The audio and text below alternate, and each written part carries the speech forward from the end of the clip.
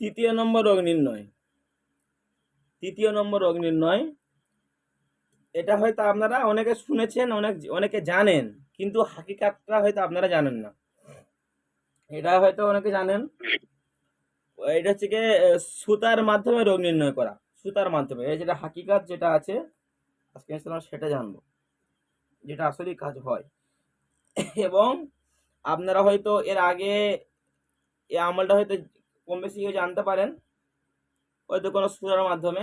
এটা আমরা সরাসরি আমলটা জানবো বড় বড় মানে জিনের মাধ্যমে এই আমলটা করবো আমরা। আর কেউ লিখবেন না, ঠিক আছে? এবার মনোযোগ দিয়ে শুনুন। প্রথমে রুগী আসলে রুগীকে উজু করে বসাবেন বা রুগীকে উজু করে দান করাবেন। আপনি সবুজ রং বা নীল রঙের একটা সুতা নেবেন। এটা খুব সহজ, এটা করবেন আলহামদুলিল্লাহ, এর ফল খুব ভালো হয়, খুব ভালো হয়। এই হাজিরাতটা পানির এই রোগ নির্ণয়টা, পানির রোগ নির্ণয়টা, এগুলো সাধারণভাবে খুব ভালো, বেশি কষ্ট করতে হয় না। তো আপনি কি করবেন, একটা নীল রঙের সুতো নেবেন, নীল বা সবুজ।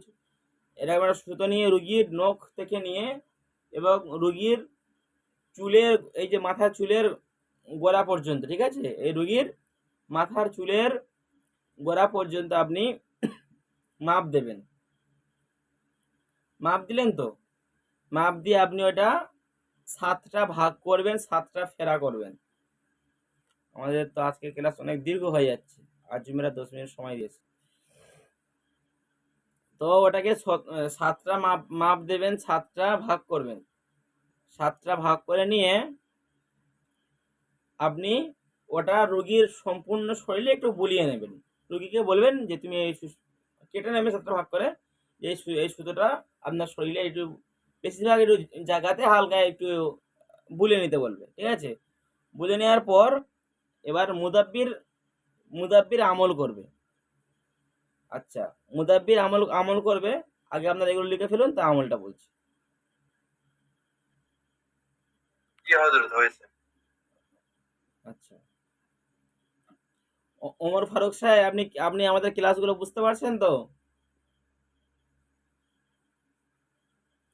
জি হুজুর। ভালো লাগছে ক্লাস? আমলগুলো ঠিকঠাক বুঝতে পারছেন? রোগ নির্ণয়ের ক্ষেত্রগুলো? জি ইনশাআল্লাহ। হ্যাঁ, যাক আলহামদুলিল্লাহ। জি। আচ্ছা, আচ্ছা, আমরা প্রথমে তাহলে ওই সুতোটাকে নেব। আগে তো সব প্রসেসিং বলেছি। সুতোটাকে নিয়ে সুতোর উপরে 11 বার দরুদ শরীফ, তার আগে 11 বার ইস্তেগফার পড়ব। 11 বার ইস্তেগফার পরে সূরাতুল ফাতিহা বিসমিল্লাহর সাথে মিলিয়ে পড়বে। সকলেই জানি বিসমিল্লাহ মিলে বা শেষটাম বিসমিল্লাহির রহমানির, এখন লিখবো না, এই তো এই বোধ অভ্যাস করা যাবে না। যখন লিখতে বলবো তখন লিখবে। এখন তো শুনতে বললাম না, তো আমি তো আগে সময় দিয়েছি না? আমি আমার কথা রেখেছি। প্রথম আলোচনা, তারপর শুনবেন। আমি আমি আমার থেকে একটা ভুল হতে পারে, আমাদের তো সব মুখস্থ বিদ্যা, এটা ভুল হয়ে যেতে পারে। আপনি আবার কাটবেন, আবার লিখবেন, বলুন। আগে শুনে নিন। আপনাদের তো প্রশ্ন করার সুযোগ সময় দিচ্ছে, আমার সঙ্গে এত গল্প করছেন, এটা এটা সব ক্লাসে হয় না। আমরা ছাত্র কম বলে এটা হচ্ছে হজরত, ঠিক আছে? তো হজরত আপনারা কম ছাত্র, ভালোভাবে ক্লাস করুন। তো প্রথমে কি বললাম, ইস্তেগফার 11 বার, তারপর দরুদ ইব্রাহিম 11 বার, ঠিক আছে? তারপর সূরাতুল ফাতিহা 11 বার বিসমিল্লাহ সাথে মিলিয়ে, বিসমিল্লাহির রহমানির রহিম আলহামদুলিল্লাহি রাব্বিল আলামিন আর রহমানির রহিম মালিক ইয়াউমিদ্দিন, এইভাবে মনোযোগ দিয়ে 11 বার পড়ব। তারপরে আয়াতুল কুরসি 3 বার পড়বেন, ঠিক আছে? আয়াতুল কুরসি 3 বার পড়ব। আমরা এই পর্যন্ত আমলটা লিখি। এরপর একটা ওজিফা আছে জিনের নাম, ঠিক আছে? এটা একটা জিনের নাম দিয়ে একটা ওজিফা আছে, এটা দোয়া বলতে পারেন। তারপর আমরা এই আমলটা বলছি, এই করে লিখে ফেলুন।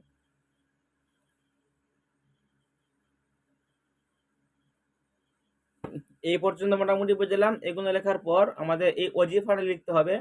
এই ওজিফা হচ্ছে 7টা তাবর তাবর বড় জিনের নাম এখানে দিয়ে এটা পরে ফুঁক দিতে হয়। তো এটা এখানে বললে আপনারা লিখতে পারবেন না, লিখতে গেলে এক্ষুনি 15 মিনিট সময় লাগবে, উচ্চারণ হবে না।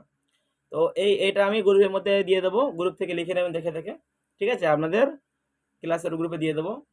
আচ্ছা এমনি এখন লিখে ফেলুন, ওই দোয়াটা পরে 7 বার পরে 7 বার সুতোতে ফুঁক দিতে হবে। ওই দোয়াটা 7 বার পরে 7 বার সুতোতে ফুঁক দিতে হবে। লিখে ফেলুন। তাহলে আমাদের আমল কমপ্লিট হয়ে গেল।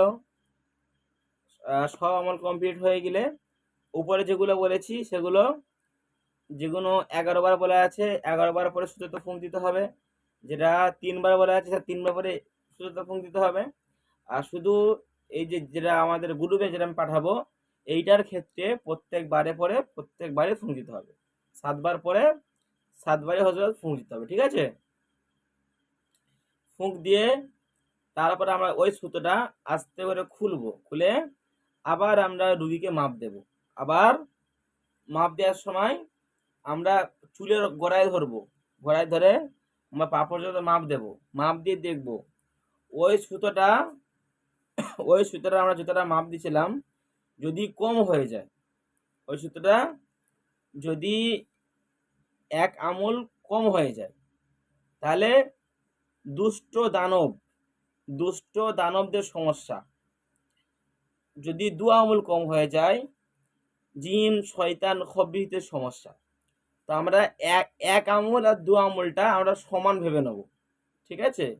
1 আঙুল 2 আঙুল আমরা সমান ভেবে নেব। 1 থেকে 2 আঙুলের মধ্যে যদি কম হয়, তাহলে আমরা বুঝবো এর উপরে কোনো দুষ্ট জিন বদ জিনের আসর আছে, ঠিক আছে? বা কোনো চালান হতে পারে, সেটা কোনো খবিসের হতে পারে, এটা আমরা বুঝবো যদি যদি সুতোটা 1 থেকে 2 আঙুল বেড়ে যায়।